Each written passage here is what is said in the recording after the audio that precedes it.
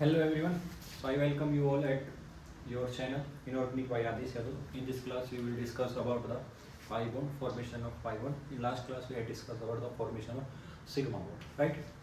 So let me start. देखिए भाई हमने पाई बॉन्ड के बारे में पढ़ा था कि पाई बॉन्ड कैसे बनता है, साइडवेज ओवरलैपिंग से बनता है। एक इंटरन्यूक्लियर एक्सिस होगी तो इलेक्ट्रॉन डेंसिटी या तो ऊपर होगी या कहाँ होगी, नीचे होगी, ठीक है। तो आप दूसरा डालिए पाई बॉन्ड। तो पाई बॉन्ड कैसे बनता है, बाय साइडवेज ओवरलैपिंग। कैसे बनेगा, साइडवेज ओवरलैपिंग से बनेगा। कैसे बनेगा, साइडवेज ओवरलैपिंग। क्या ये बात समझ में है? इसके बाद देखिए साइडवेज ओवरलैपिंग से बनेगा, इलेक्ट्रॉन डेंसिटी कहाँ होगी, इलेक्ट्रॉन डेंसिटी या तो अबाव या बिलो होगी इंटरन्यूक्लियर एक्सिस के। और बनाएगा कौन कौन, पीपी बना सकता है, बोलो हाँ है ना, पीडी बना सकता है और डीडी बना सकता है। क्या ये बात क्लियर है? तो सबसे पहले मैं बात कर रहा हूँ पीपी ओवरलैपिंग की।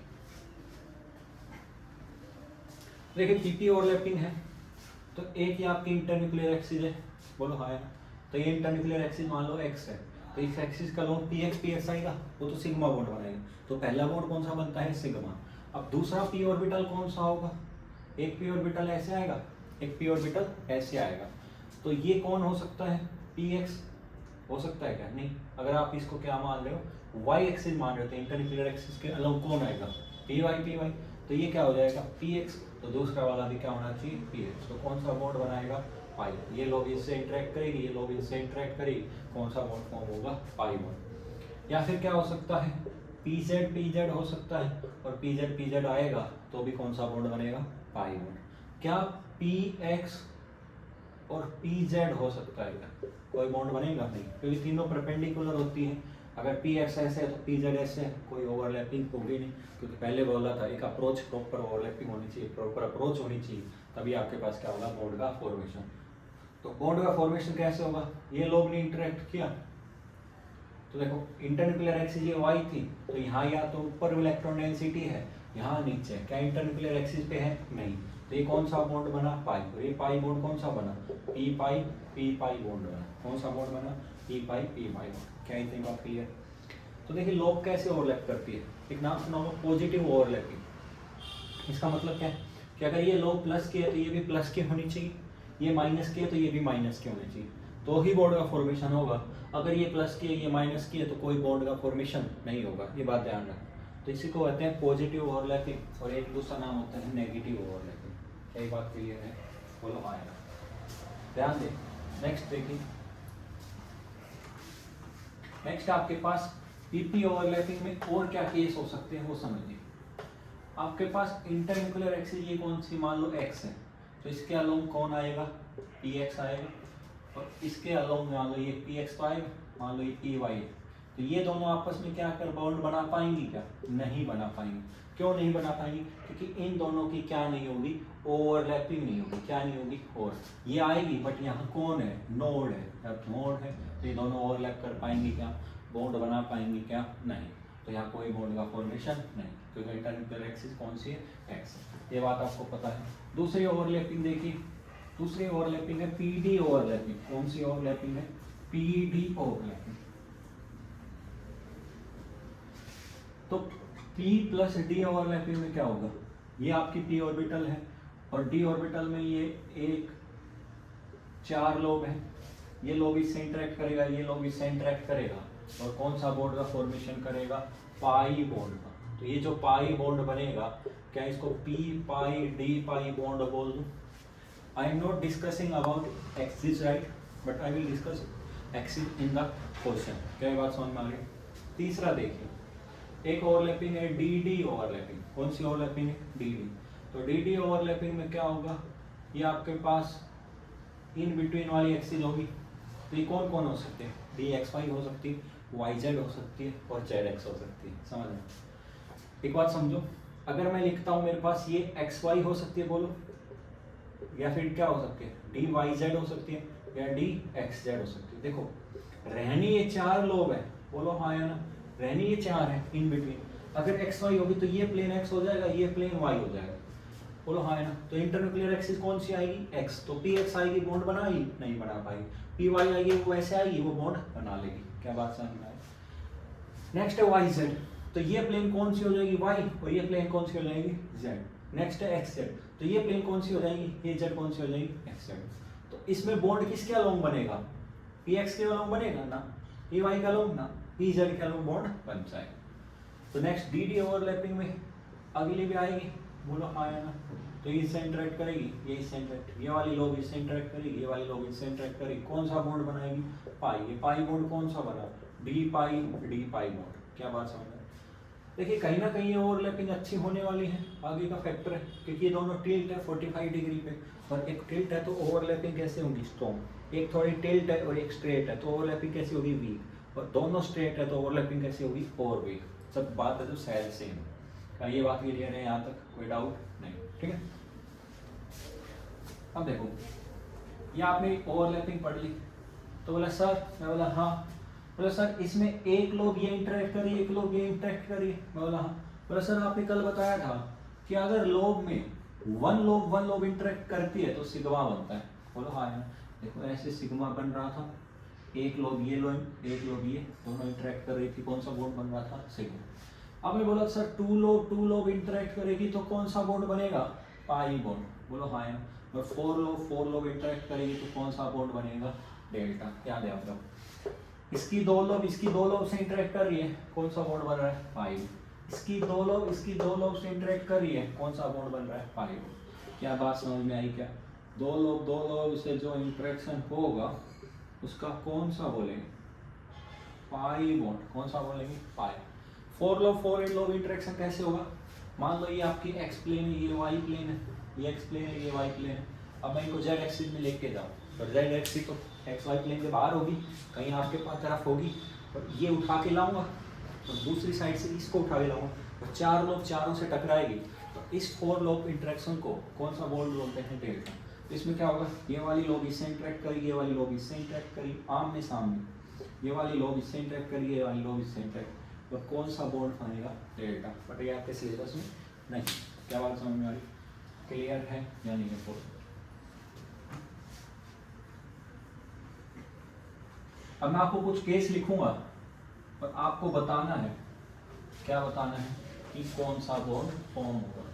तो इंटरन्यूक्लियर एक्सिस क्वेश्चन वाला कोई भी बन देगा, बोलो हाँ या क्या बात समझ में? ध्यान रखना, वन लोग सिग्मा, टू लोग पाई, फोर लोग डेल्टा बॉन्ड। देखिए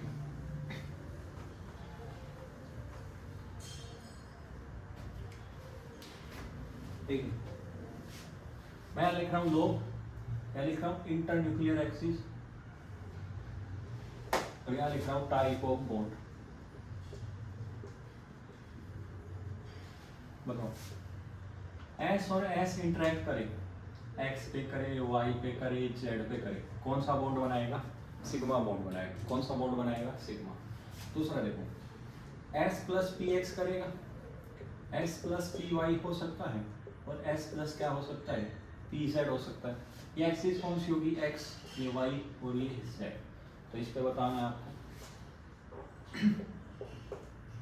5 नंबर पे देखिए, एस प्लस पी एक्स हो सकता है, एस प्लस पी वाई हो सकता है, और एस प्लस क्या हो सकता है, पी जेड हो सकता है। पर अब इंटरन्यूक्लियर एक्सिस एक्स के अलावा क्या होगी, वाई हो सकती है, या जेड हो सकती है, या एक्स हो सकती है, या जेड हो सकती है, या एक्स हो सकती है, या वाई हो सकती है। ये केस आ सकते हैं, पता होना चाहिए। बोलो हाँ या ना। तो ये पहला बॉन्ड सिग्मा के बारे में बात कर रहे होंगे। नेक्स्ट देखिए, p x plus p x, p y plus p y हो सकता है, और p z plus p z हो सकता है। यहाँ इंटरन्यूक्लियर एक्सिस कौन सी होगी, एक्स, यहाँ कौन सी होगी, वाई, और यहाँ कौन सी होगी, जेड। बोलो हाँ। ये आपको ट्राई करने हैं, अगर आप ट्राई करोगे तो अभी आपका कॉन्फिडेंस होगा, रटना नहीं है, रटोगे तो भूल जाओगे। आपको समझना है कि कैसे बॉन्ड बन रहा है और कैसे बॉन्ड नहीं बन रहा, राइट। नेक्स्ट नंबर देखें, मैं कहता हूं एक तो पी एक्स है और एक पी वाई है, मैं कहता हूँ एक पी एक्स है एक पी वाई है, बट इंटरन्यूक्लियर एक्सिस अब कौन सी है, एक्स है। कौन सी है, एक्स है। तो बताना है कौन सा बॉन्ड बनेगा, ठीक।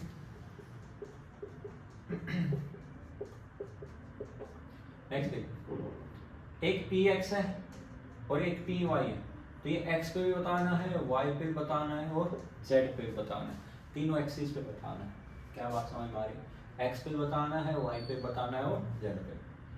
एक बार पी एक्स है और एक बार क्या है, पी जेड है, तो वही बताना है एक्स एक्सिस पे क्या बनेगा, वाई पे क्या बनेगा और जेड। एक बार पी वाई है और पी जेड है, तो आपको बताना है एक्स एक्सिस पे क्या बनेगा, वाई पे क्या बनेगा और जेड पे क्या बनेगा। क्या बात समझ में आ रही, बोलो हाँ या ना। एक बार पूछता हूँ, पी एक्स है, पी एक्स है, पी एक्स है, पी वाई है, पी वाई है, पी जेड है, पी जेड है, बोलो हाँ या ना। यहाँ इंटरन्यूक्लियर एक्सिस क्या है, पी एक्स है, पी एक्स है, तो वाई भी हो सकती है और जेड भी, दोनों पे बताना है। यहाँ एक्स भी हो सकती है और जेड भी हो सकती है, और यहाँ एक्स हो सकती है और वाई हो सकती है। क्या ये बात क्लियर है, बोलो हाँ या ना। यहाँ तक करते हैं, फिर वो देखेंगे। एस एक्स कैसे भी आए, एस हमेशा सिग्मा बॉन्ड बनाता है, x i y i z i sigma bond बनेगा। दूसरा देखिए, एस प्लस पी एक्स है, इंटरन्यूक्लियर एक्सिस एस है, तो ये गोल है और सामने कौन आ रहा है, पी एक्स आ रहा है, क्योंकि इंटरन्यूक्लियर एक्सिस क्या है, ये से इंटरेक्ट करे कौन सा बॉन्ड बनाएगा, सिग्मा। इंटरन्यूक्लियर एक्सिस वाई है, पी वाई आएगी, एस गोल होगा, कौन सा बॉन्ड, सिग्मा। कौन सा बॉन्ड, सिग्मा। ये देखो इंटरन्यूक्लियर एक्सिस वाई है, और यहाँ ध्यान देना ये वाई है, तो पी एक्स कैसे होगी, पी एक्स तो परपेंडिकुलर होगी, पी वाई कैसे होगी, ऐसे होगी। तो यहाँ पूछा कौन सा है, पी एक्स, तो पी एक्स परपेंडिकुलर होगी और एस ऐसे होगा। क्या ये लोब और ये लोब जो टिक किया है ये बॉन्ड बना पाएंगी, नहीं बना पाएंगे, ध्यान दें। अब कह रहा है इंटरन्यूक्लियर एक्सिस जेड है, तो ये आपका जेड हो गया। अब जो पूछ रहा है वो कौन सी पूछ रहा है, पी एक्स, तो पी एक्स तो परपेंडिकुलर होगी, बोलो हाँ या ना। ये कौन सी है, पी एक्स, और ये कैसी है, गोल है। क्या ये ओवरलैप कर पाएंगी, नहीं। तो यहाँ कोई बॉन्ड बनेगा, नहीं। यहाँ कोई बॉन्ड बनेगा, नहीं। क्या बात समझ में। अब ये ले रहा है पी वाई और एक्स एक्सिस ले ली ये या जेड, तो ये अगर एक्स लेगा तो यहाँ इसके अलोंग तो पी एक्स आएगा, तो बॉन्ड बना लेती, बट अभी क्या लिया है, जेड, तो इसके अलोंग कौन आएगी, पी जेड। तो जो पी एक्स होगी या पी वाई होगी वो परपेंडिकुलर होगी, कोई बॉन्ड बना पाएगी, नहीं। और यहाँ कोई बॉन्ड का फॉर्मेशन होगा, नहीं। आप देखना, देखो इंटरन्यूक्लियर एक्सिस एक्स है, तो ये इंटरन्यूक्लियर एक्सिस एक्स है, तो एक पी आएगी और दूसरी पी आएगी, तो ये पी एक्स बॉन्ड बना लेगी, कौन सा, सिग्मा बॉन्ड। कौन सा, एक्स एक्सिस है, तो ये कौन सा बॉन्ड बना लेगी, सिग्मा। यहाँ बताओ अगर y है तो कौन सा बॉन्ड बना लेगी, सिग्मा, और z है तो कौन सा बॉन्ड बना लेगी, सिग्मा। क्या ये बात क्लियर है। नेक्स्ट देखो, एक पी एक्स और एक पी वाई है। अब देखो इंटरन्यूक्लियर एक्सिस एक्स लिया आपने, ध्यान से सुनना भाई, एक एक केस समझा रहा हूँ, तीनों केस हम समझ में आ जाएगा। एक्स ली तो पी एक्स तो कैसे आएगी, ऐसे, और पी वाई कैसे आएगी, ऐसे, बोलो हाँ यार। ये कैसे आएगी, पी एक्स, कोई बॉन्ड बनेगा, बॉन्ड बन ही नहीं सकता, किसके अलोंग, एक्स एक्सिस का, बोलो हाँ यार। ये एक्स एक्सिस है और यहाँ कोई बॉन्ड नहीं बनेगा, नो बॉन्ड। नेक्स्ट केस देखो, इसी में समझा रहा हूँ तीनों केस। इंटरन्यूक्लियर एक्सिस कौन सी है, वाई है, तो यहाँ कोई बॉन्ड बनेगा क्या, no bond. Internuclear axis y, ये वाई है, तो अब पी एक्स कैसे आएगी, परपेंडिकुलर, पी वाई कैसे आएगी, ऐसे, बोलो हाँ या ना। नेक्स्ट देखो, इंटरन्यूक्लियर एक्सिस कौन सी है, जेड है, कौन सी है, जेड, तो पी एक्स कैसे आएगी, ऐसे, और पी वाई कैसे आएगी, परपेंडिकुलर होगी तो वो बाहर की तरफ होगी, ये स्ट्रेट होगी तो 90 डिग्री के एंगल पे आएगी, तो भी कोई बॉन्ड का फॉर्मेशन नहीं होगा। अगर ये दोनों डिफरेंट है तो कोई बॉन्ड नहीं बनेगा, ये दोनों डिफरेंट है तो कोई बॉन्ड नहीं बनेगा, ये दोनों डिफरेंट है तो कोई बॉन्ड नहीं बनेगा। केस तीनों आपके सामने, ये बोलो हाँ। ये केस देखो, पी एक्स है, इंटरन्यूक्लियर एक्सिस ये वाई है, और पी एक्स कैसे आएगा, परपेंडिकुलर, पी एक्स कैसे आएगा परपेंडिकुलर, कौन सा बॉन्ड बना लेगा, पाई बॉन्ड, बोलो हाँ। अगर इंटरन्यूक्लियर एक्सिस जेड है तो क्या इसमें कोई फर्क है क्या, पी एक्स तो फिर भी परपेंडिकुलर होगा, और कौन सा बॉन्ड बना लेगा, पाई बॉन्ड। यहाँ भी कौन सा बॉन्ड, पाई बॉन्ड, यहाँ भी कौन सा bond, pi bond. P Z दोनों आपस में साइडवेज ओवरलैपिंग करेगी, तो साइडवेज ओवरलैपिंग करेगी तो कौन सा बॉन्ड बनेगा? Pi bond. कौन सा बॉन्ड बनेगा? Pi bond. क्या ये बात समझ में आई यहाँ तक? कोई डाउट है? नेक्स्ट देखिए,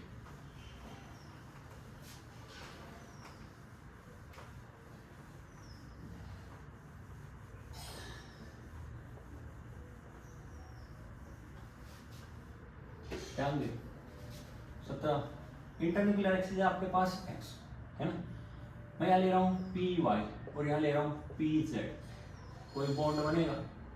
ये इंटरन्यूक्लियर एक्सिस बोलो हाँ है। इंटरन्यूक्लियर एक्सिस x है तो ये आपकी x होगी, तो ये पी वाई कैसे आएगी? ऐसे। पी जेड कैसे आएगी? ऐसे। कोई बॉन्ड बनेगा? नहीं, क्योंकि आउट ऑफ प्लेन है, परपेंडिकुलर पर प्लेन के बाहर है। ध्यान देना, क्या बात समझ में? कोई प्लेन बॉन्ड बनेगा? नहीं, कोई बॉन्ड नहीं बनेगा। क्या ये बात क्लियर हुई? पीपी के केस क्लियर हुई? नेक्स्ट देखिए, आपके पास एक है पी एक्स, साथ में कौन है? D x y. एक्सिस है, एक्स है, वाई है और जेड है। इस पे आपको बताना, क्या बात समझ में आ रही है? नेक्स्ट देखिए, एक आपके पास पी वाई है, ये है D Y Z. Internuclear axis X है, वाई है और जेड है। नेक्स्ट देखिए, नेक्स्ट है पी जेड। इंटरन्यूक्लियर है डी एक्स जेड। एक्स पे बताओ, वाई पे बताओ, जेड पे बताओ। इसके एक केस, दो केस, तीन केस, 4 5 6 7 8 9 केस बन गए। क्या आप समझ में आ रही? कितने केस बन गए? देखिए, एक बता देता हूँ डायग्राम से, और फिर आप क्या यूज करते हैं? एक डायरेक्ट मेथड यूज कर लेना ताकि जल्दी सॉल्व हो जाए।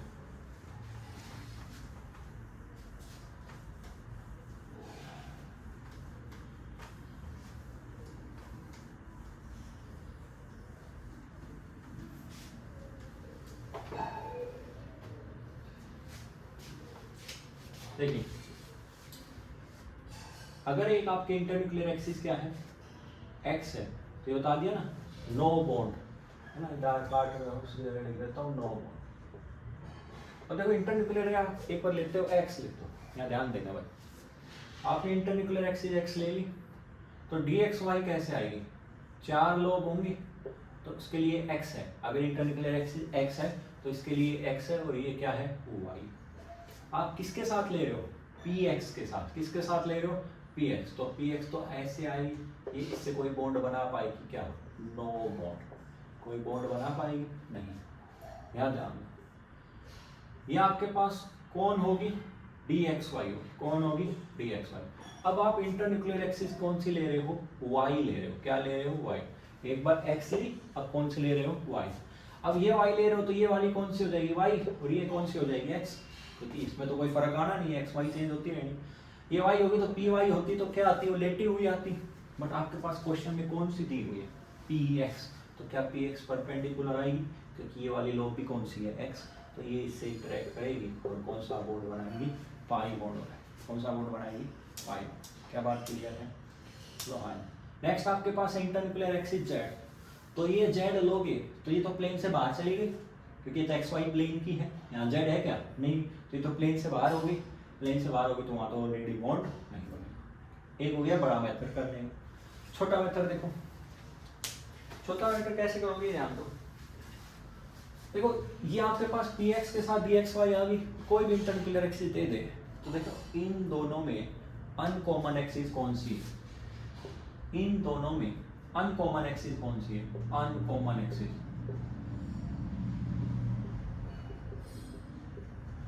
वाई है। क्या ये अनकॉमन एक्सिस है? वाई। हाँ या ना? अगर ये अनकॉमन एक्सिस वाई है तो जो इंटरन्यूक्लियर एक्सिस में वाई है उसके अलोंग बॉन्ड बनेगा, बाकी किसी के अलोंग बॉन्ड नहीं बनेगा। मतलब अगर अनकॉमन एक्सिस वाई है तो इसको कौन दिखेगा सामने? अगर इंटरन्यूक्लियर एक्सिस में क्या दिखे? वाई, तो कौन सा बॉन्ड बनेगा? पाई। अगर एक्स हुआ तो कोई बॉन्ड नहीं बनेगा, नो बॉन्ड। और जेड हुआ तो भी नो बॉन्ड। बात समझ में? अब बताओ, पी वाई वाई जेड में अनकॉमन एक्सिस कौन है? जेड। तो किसके अलोंग इंटरन्यूक्लियर एक्सिस, किसके अलोंग, जेड के अलोंग बॉन्ड बनेगा, कौन सा, पाई। यहाँ कोई बॉन्ड बनेगा, यहाँ कोई बॉन्ड बनेगा नहीं। यहाँ अनकॉमन एक्सिस कौन सी है, वाई, तो वाई के अलोंग कौन सा बॉन्ड बनेगा, पाई। एक्स के अलोंग कोई बॉन्ड बनेगा नहीं, जेड के अलोंग कोई बॉन्ड बनेगा नहीं। क्या बात समझ में आ रही है? यहाँ देखो अनकॉमन एक्सिस कौन सी है, एक्स, कौन सी है, एक्स। तो किसके अलोंग बॉन्ड बनेगा, एक्स के अलोंग बनेगा। तो यहाँ एक्स के अलोंग बॉन्ड बनेगा, वाई और जेड के अलोंग बॉन्ड नहीं बनेगा। क्या ये बात ध्यान में रहेगी? बिल्कुल आसान से ठीक है। अनकॉमन एक्सिस है एक्स, तो एक्स के अलोंग बॉन्ड बनेगा, वाई के अलोंग और जेड के अलोंग बॉन्ड नहीं। इसके अलोंग कौन सा बॉन्ड, पाई। इन दोनों के अलोंग नो बॉन्ड, कोई बॉन्ड बनेगा क्या, नहीं। क्या ये बात समझ में आई? तो किसकी बात कर रहा हूँ मैं, बताओ, ये आपको पता होना चाहिए। क्लियर है? बोलो हाँ है। नेक्स्ट देखिए,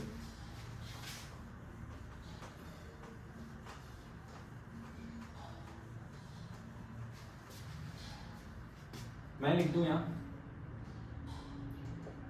D x y plus d x y, internuclear axis z है, तो बाहर की ओर है, तो ये हवा में उड़ के इसके सामने आमने सामने आ जाएंगे। तो कौन सा बॉन्ड बनाएंगे, डेल्टा बॉन्ड। कौन सा बॉन्ड बनाएंगे, मैं लिख दूं D Z square plus p Z, internuclear axis z है, तो कौन सा बॉन्ड बनेगा, सिग्मा। क्योंकि अब ये एक्सिस जेड है, तो इसके अलावा कौन आएगी, ये पी जेड। और ये डी जेड स्क्वायर भी कैसे होगी, ऐसे होगी क्या, बोलो हाँ या ना। क्या बात समझ में आई? ये इससे इंटरेक्ट करेगी और कौन सा बॉन्ड बनाएगी, sigma. One law of interaction, one law of interaction, कौन सा बॉन्ड बनेगा, सिग्मा। यहाँ पे अपन ने मोस्टली सारे केस क्या कर लिए, कवर कर लिए। तो आपको रटना है या आप पेपर में बना लोगे, भाई पेपर में बनाना ही क्या है, इजी है, रटोगे तो भूल जाओ।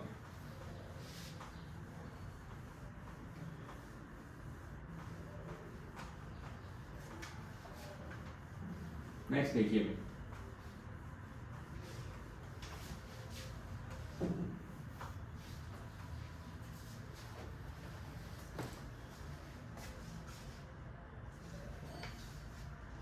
नेक्स्ट देखिए, आपके पास मैं बात कर रहा हूं अब स्ट्रेंथ की। तो टाइप ऑफ ओवरलैपिंग सीख लिया, ठीक। आपने दूसरा फैक्टर देखा था, नेचर ऑफ ऑर्बिटल। वो नेचर ऑफ ऑर्बिटल क्या था कि एस का नॉन डायरेक्शनल होता है, पी और डी का डायरेक्शनल होता है, बोलो हाँ है ना। तो मैं बात करता हूँ स्ट्रेंथ, और स्ट्रेंथ में भी किसकी, बॉन्ड स्ट्रेंथ की, सिग्मा बॉन्ड। दो में पढ़ेंगे, सिग्मा और पाई में।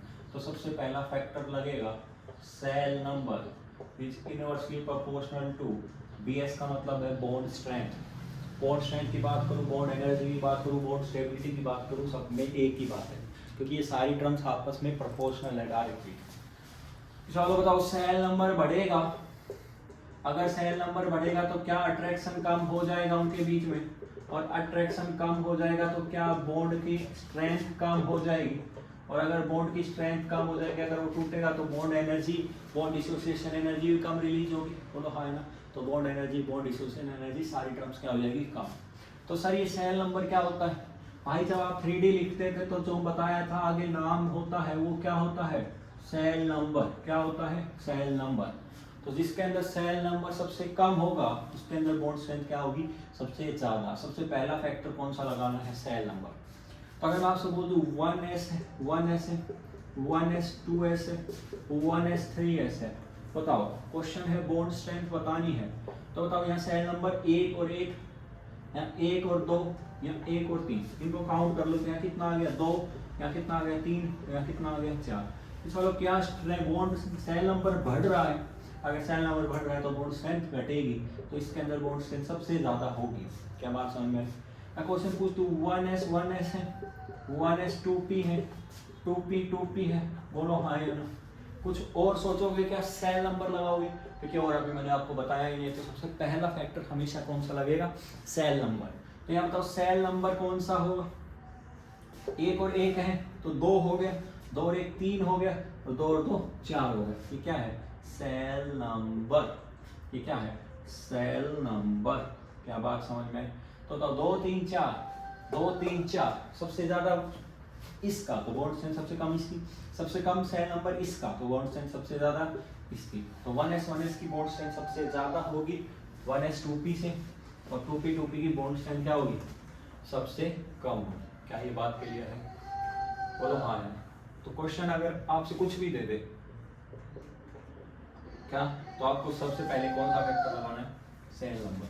दूसरा फैक्टर देखिए, if cell number is same, अगर सेल नंबर सेम आ जाता है तो दूसरा फैक्टर लगाना है bond strength is directly proportional to directional character, is directly proportional to directional character. और डायरेक्शनल कैरेक्टर का मतलब क्या है कि आपके पास सिग्मा बॉन्ड देख रहे हो, तो क्या पी कैरेक्टर डायरेक्शनल था, बोलो हाँ है ना। देखो एस है, एस स्फेरिकल है, ऐसे स्फेरिकल, पी की एक डायरेक्शन है, बोलो हाँ है ना, डंबल है। बताया था अगर किसी का इफेक्ट देखना है तो एस से मारोगे, पत्थर से मारोगे, चाकू से मारोगे तो इलेक्ट्रॉन डेंसिटी आगे की तरफ है, क्या कंसंट्रेटेड है, एक डायरेक्शन है, पेनिट्रेशन अच्छे से करेगी, ओवरलैपिंग अच्छे से करेगी, बॉन्ड स्ट्रेंथ अच्छे से होगी, बोलो हाँ या ना, पहले बोलो यार। एक एस है, फैली हुई है इलेक्ट्रॉन डेंसिटी, पेनिट्रेशन इतने अच्छे से कर पाएगी क्या ना, बट एस के अंदर क्या है, कंसंट्रेटेड है, सॉरी पी के अंदर क्या है, कंसंट्रेटेड है, तो पेनिट्रेट करेगी तो क्या वो एक साथ पेनिट्रेट करेगी, तो क्या कहीं ना कहीं ओवरलैपिंग अच्छी होगी, और ओवरलैपिंग अच्छी होगी तो क्या बॉन्ड स्ट्रेंथ अच्छी होगी, तो यहाँ बॉन्ड स्ट्रेंथ अच्छी है। क्या बात समझ में? तो bond strength is directly proportional to directional character. तो बोला सर, मैं बोला हाँ सर, ये कब यूज करना है, जब सेल नंबर क्या हो, सेम हो, बोलो हाँ या ना। अगर सेल नंबर सेम हो तो बताओ कौन एस बनाता है सिग्मा बॉन्ड और पी बनाता है सिग्मा बॉन्ड, तो एन एस सेम। बताओ सेल नंबर यहाँ क्या है, एन। एक क्या होगा, एन एस का हो सकता है, एक एन पी का हो सकता है, और एक एनपी और एनपी का हो सकता है, बोलो हाँ है ना। क्या बात समझ में आ रही है? अगर सिंपल भाषा में बोलो तो पी कैरेक्टर बोल सकता हूँ, ठीक है। तो बताओ बॉन्ड स्ट्रेंथ क्या होगी, जहाँ पी कैरेक्टर ज्यादा, हाँ बॉन्ड स्ट्रेंथ ज्यादा, क्या यहाँ पी ज्यादा है, या एक पी है, या एक भी पी नहीं। चलो सब में सेल नंबर एन है क्या, बोलो 2 लगा दो, 3 लगा दो, जो मन में लगाओ, 2s 2p 2p 3s 3p 3p। तो क्या यहाँ पी कैरेक्टर ज्यादा है, और पी कैरेक्टर ज्यादा है तो इसकी बॉन्ड स्ट्रेंथ क्या होगी, ज्यादा होगी। किससे? इस। बोला सर, मैं बोला हाँ सर, हर जगह लगा दे क्या, मैं बोला ना अभी तो पता है सेल नंबर सेम होगा तो, वरना ये कॉन्सेप्ट सबसे पहले लगे, बोलो कहाँ है। तो अगर मैं क्वेश्चन दूं 1s 2s 2p 2s, क्या बात समझ में आ गई? तो हो गया है ना। तो यहाँ 3 कर देते हैं, 3s 3p और 3p ये बताना है, बोलो हाँ। बोला सर यहाँ देखो सर, पी का कैरेक्टर सबसे ज्यादा है, यहाँ पी का कैरेक्टर सबसे ज्यादा, सर इसकी सबसे ज्यादा होगी। मैं बोला पागल है क्या, और क्या होगा सर? बोला सबसे पहले फैक्टर कौन सा लगाएगा, सेल नंबर। बोला ओ सॉरी सर, सेल नंबर लगाना। तो 1 1 सेल नंबर पी 2, 1 और 2 3, 2 और 2 4, 2 और 2 4, 3 और 3 6, 3 और 3 6, 3 और 3 6। पिछवालो क्या 2 की सबसे ज्यादा होगी 3 वाले से, फिर 4 वाला आएगा, फिर 6 वाला आएगा, बट यहाँ 2 का तो सबसे ज्यादा है, मतलब 1s क्या है सबसे ज्यादा, 3 वाला और कोई है नहीं, तो 1s 2s का सबसे ज्यादा। चलो क्या 4 4 के 2 हैं, और इसमें देखो p कैरेक्टर 1 है और इसमें 2p है, तो किसका ज्यादा, 2p का सबसे ज्यादा, फिर कौन आ जाएगा 2s 2p आ जाएगा। क्या बात समझ में आ गई? उसके बाद कौन आ जाएगा, 3s वाला आ जाएगा, क्योंकि 3 वाले हैं, बोलो है ना, 6 6 6, तो इसमें सबसे ज्यादा किसका होगा, pp, तो कौन आ जाएगा 3p, फिर कौन आ जाएगा 3s 3p, और लास्ट में कौन आ जाएगा 3s। क्या बात समझ में आई? इसमें कैसा कैरेक्टर होता है, नॉन डायरेक्शनल। कैसा होता है ये, नॉन डायरेक्शनल, और ये कैसा होता है, डायरेक्शनल। कैसा होता है, डायरेक्शनल। तो ऐसा आपके पास बॉन्ड स्ट्रेंथ के क्वेश्चन आएंगे तो आप कर सकते हो। अभी सिग्मा बॉन्ड की बात करें, और पाई बॉन्ड आ जाएगा तो भी क्या होगा, यहाँ बॉन्ड स्ट्रेंथ तो पहला तो ये रहेगा, cell number is inversely proportional to bond strength, cell number ज्यादा बॉन्ड स्ट्रेंथ कम, और फिर दूसरा फैक्टर क्या होगा, डायरेक्शनल कैरेक्टर। तो P की जगह क्या देखोगे, D, क्योंकि D क्या है, थोड़ी टिल्ट होती है 45, PP स्ट्रेट, अगर सेल नंबर सेम है तो PP स्ट्रेट, ओवरलैपिंग इतनी बढ़िया नहीं हुई, क्योंकि हर रिश्ता बनने के लिए झुकना तो पड़ेगा, झुकेगा क्या नहीं। दूसरा देखो P क्या है, स्ट्रेट, D क्या है, टिल्ट है 45, तो थोड़ी ओवरलैपिंग अच्छी हो जाएगी। और डी में दोनों टिल्ट है, तो ओवरलैपिंग क्या होगी, और भी अच्छी होगी। तो वहाँ पे फिर क्या हो जाएगा, सबसे ज़्यादा एन डी एन डी, फिर कौन आएगा एन पी एन डी, और सबसे कम किसकी होगी एन पी, क्योंकि एस पाई बॉन्ड नहीं बने। क्या ये बात समझ में आई? क्या यहाँ तक क्लियर है? अब इसमें आते हैं different type of bond energy and bond strength comparison, ठीक है, और उसको अपन अलग से एक और पढ़ लेंगे, ठीक है। क्या ये बात समझ में आ रही है? बोलो हाँ या no. So I hope you understand this one. So in next class we will discuss the bond strength in pi bond also, and then we will complete this topic VBT and start a new topic hybridization. Thank you. Have a good day. I hope you are understanding these concepts and enjoying it. क्योंकि बहुत आसान है ना, और पढ़ोगे तो आसान है, नहीं पढ़ोगे तो फिर सब कुछ ही मुश्किल है, और पढ़ना पड़ेगा, आज नहीं तो कल एक बार तो पढ़ना पड़ेगा। क्या बात समझ में आ रही? तो इसको इंटरेस्टिंग क्वेश्चन सोल्व करिए और पढ़ते रहिए, मुस्कुराते रहिए। All the best, good luck.